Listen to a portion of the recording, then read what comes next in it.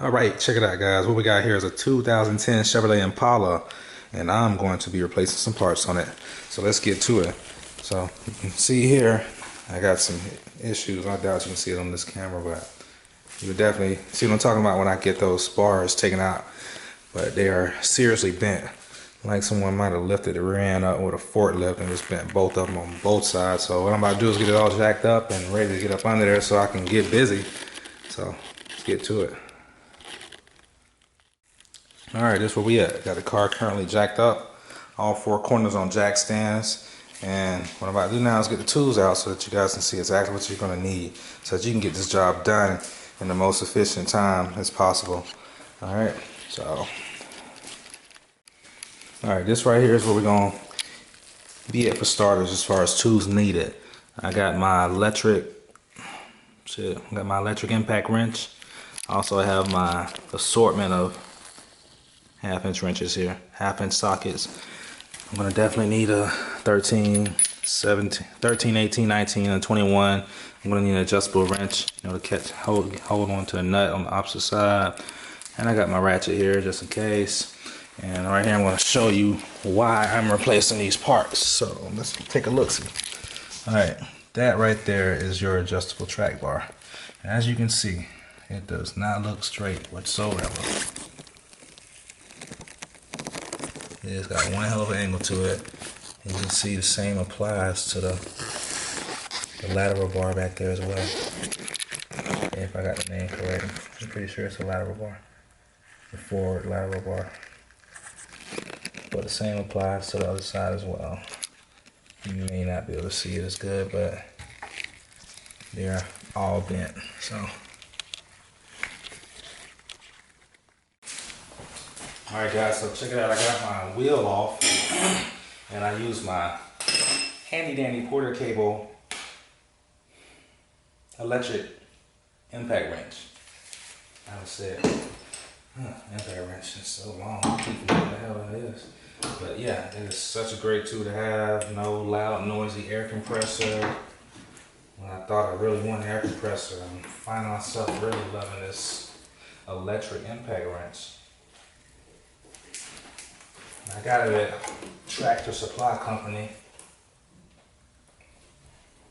for about 60 something bucks.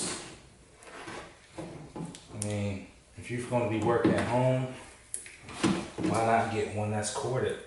You're not going to have to worry about the battery getting weak on you and all that other stuff if you were to go with a cordless. So, unless you plan on. Alright, so I got my caliper loose. Move my brakes going in here. And I'm going to place this right over there. Right out the way. Place it on my emergency brake cable. Sure it stays in place. Alright, so next thing we got going on here is we want to get all this good stuff broken loose from the strut assembly here, and I'm just inspecting to see what I got going on. I got some sensors in here. It look like I want to make sure I disconnect this ABS sensor.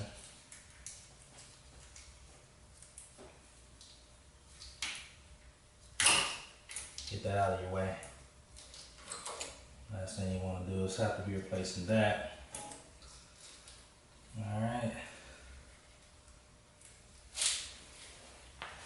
Now I just gotta get these 2 bolts loose for the lateral arm and the tracking bar, and these 2 bolts for the strut assembly, and I'll be home set.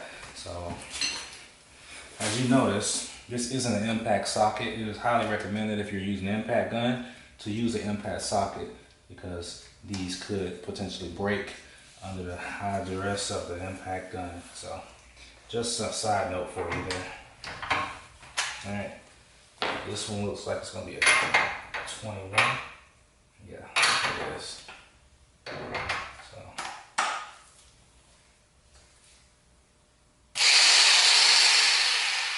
Nice and quiet when there is no torque needed. But when it's time to get to work,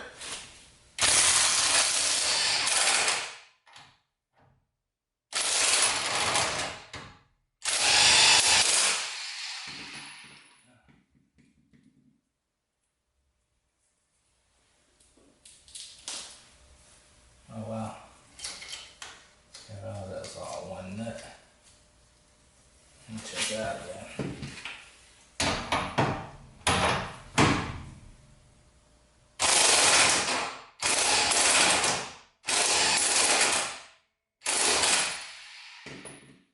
Yes, it is. All right.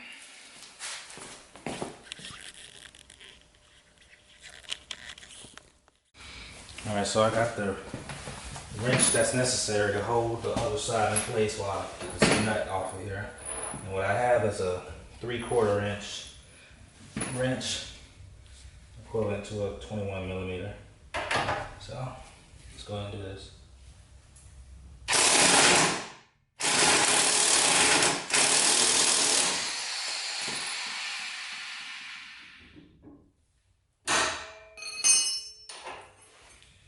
I'm trying to be quiet because everybody on the inside is asleep. So I'm trying to keep the noise down a little bit. All right, so I got this loose. You see I got this nut, this screw loose. So I'm making some progress, most definitely.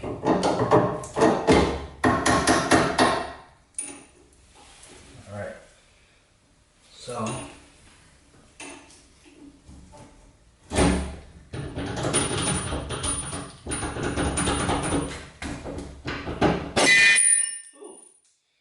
situations I'm talking about right there, controlled torque. Just applying so much force and that bolt gives loose.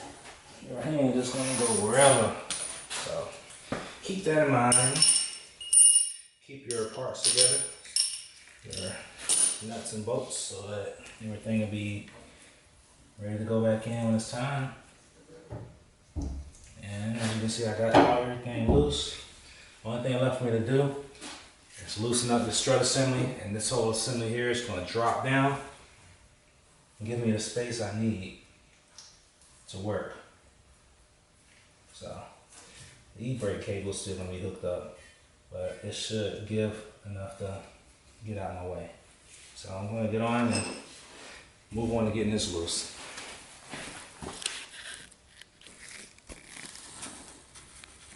As in the strut assembly.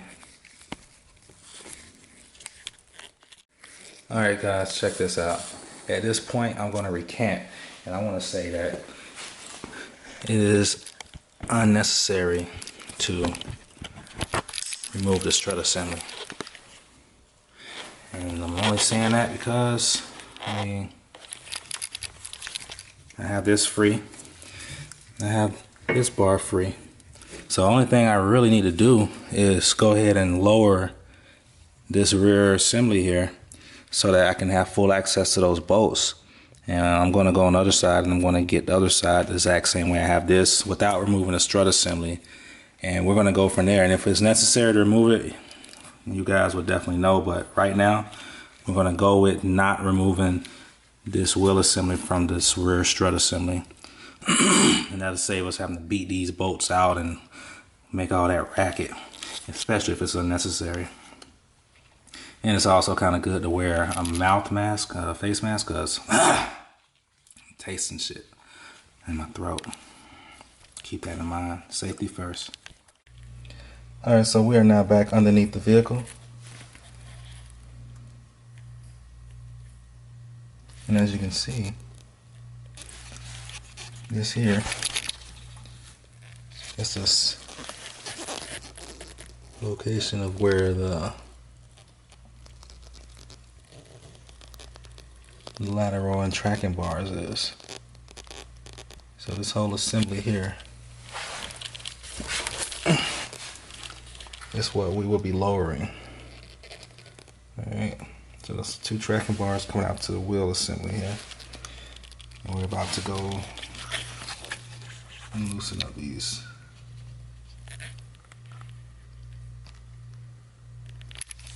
bolts right up under here.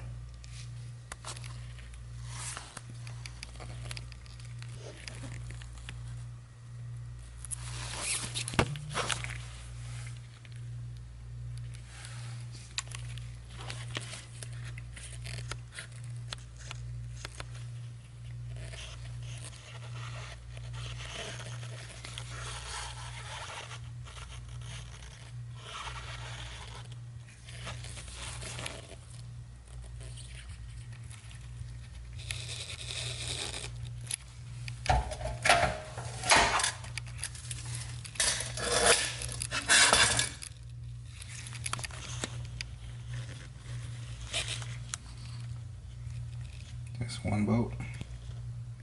It's the other. Alright, so that's pretty much all going on right now. So poor footage underneath here with this lens, but sorry. Alright guys, so check it out. Back up under here. Alright.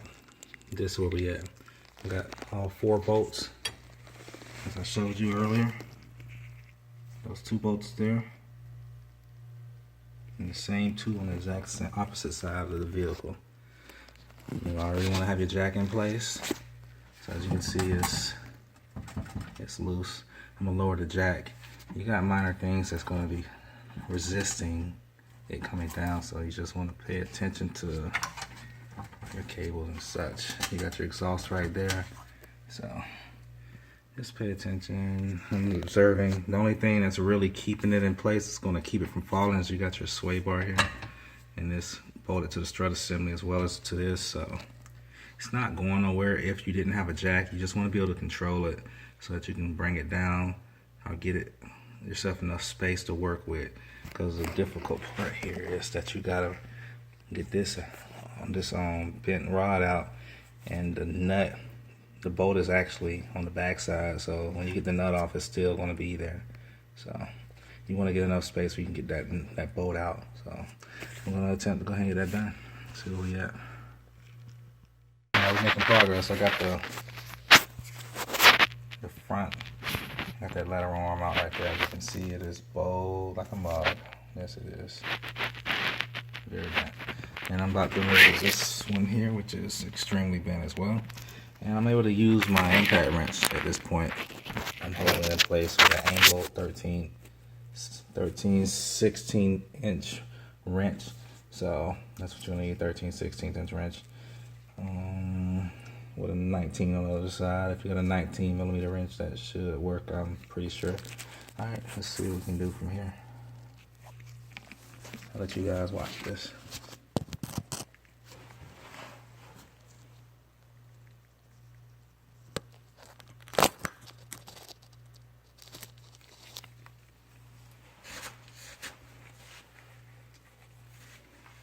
Let me make sure I hit the right button. Reverse is at the top. Alright.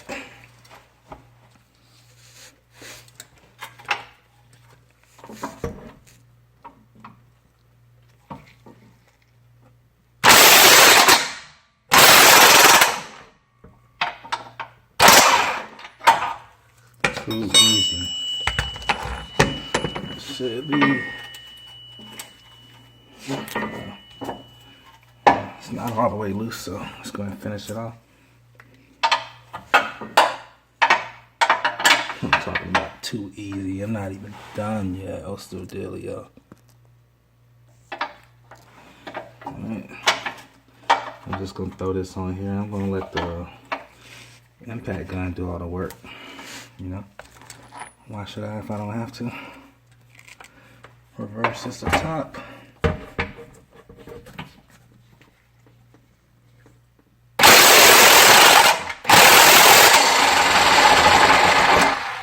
There we go. And that there is how you save yourself a lot of manual labor. Alright guys, got everything out. This is the current situation. As you can see on the left hand side, these things are severely bent. I don't know how that could happen. I'm thinking forklift maybe or something. Jack the car up for some reason. I don't know. But everything all bent up. So what I'm gonna do is I got the, as you can see, one of the new ones are after one of the used ones or whatever is missing a piece. I'm gonna take it off of one of these. That's because I took that off of a salvage car that was sitting at someone's lot. So I took that piece off, and my plan is to take this piece from this side over here, put over there, and I'll be good to go. And I got these 2 on the left hand side. I got the 2 on the one on each side on the outer out of a junk car, and the 2 in the middle. I got them off of eBay. So let's go ahead and get it done. All right, this home stretch. Don't forget to put your little ABS wire back in place before bolting this up.